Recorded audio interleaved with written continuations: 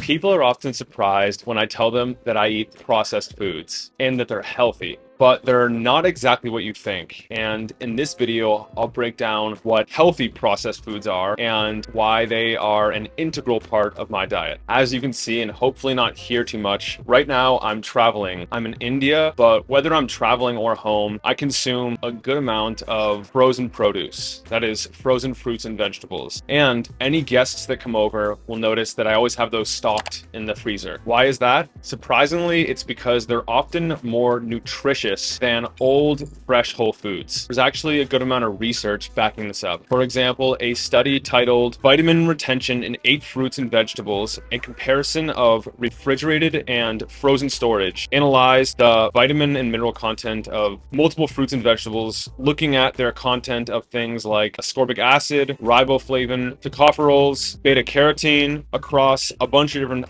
produce items, such as corn, carrots, spinach, peas, green beans, strawberries, and blueberries. The researchers found that the vitamin and mineral content of the two were comparable, and in some cases, the frozen produce actually had higher levels than the fresh counterparts. Another 2015 study called Mineral, Fiber, and Total Phenolic Retention in 8 Fruit and Vegetables, a comparison of refrigerated and frozen storage, came to similar conclusions. That is, that the majority of the commodities tested showed no significant nutrient retention difference between fresh and frozen produce. Then a third more recent study from 2022 looked at green beans. They investigated the difference between conventional and organic green beans, as well as what the storage process did to the bioactive compounds. They found that organic produce not only had higher levels of minerals and bioactives, but they were retained better when they were frozen. And that's one of the overall patterns you see in the research. Although the actual vitamin and mineral content between organic and conventional produce might not look different, a lot of the other micronutrients,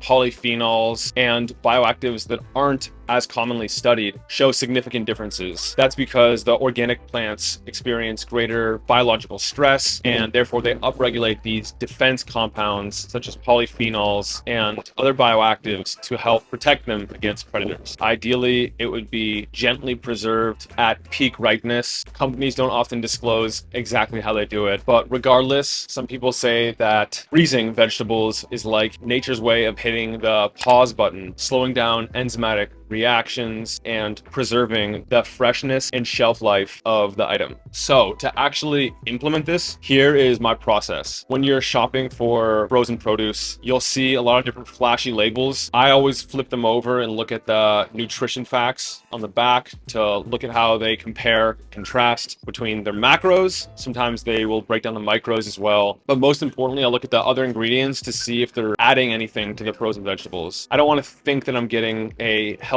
vegetable dish only to discover a bunch of added seed oils. So first check the other ingredients, make sure there's nothing added that you don't want. It should just be organic fruits and vegetables. Then compare the nutrition facts, the carbs, fat, and protein among the different items. As I mentioned earlier, go for the organic version of the produce. It's going to be higher in micronutrients, and those micronutrients appear to be better conserved throughout the freezing process. When you're going to prepare them, I suggest taking the frozen produce, putting it in a leak-proof Ziploc bag, and then thawing it out in some water. But some are also meant to go straight from freezer onto stovetop. Overall though, frozen produce is a great way to get your nutritional needs met at a much lower cost and without worrying about wasting any food. It's always just waiting for you there in your freezer. I hope this helps. See you in the next video. If you've made it this far, you are a badass. Comment 1% below so I know who you are. And until next time, be an outlier.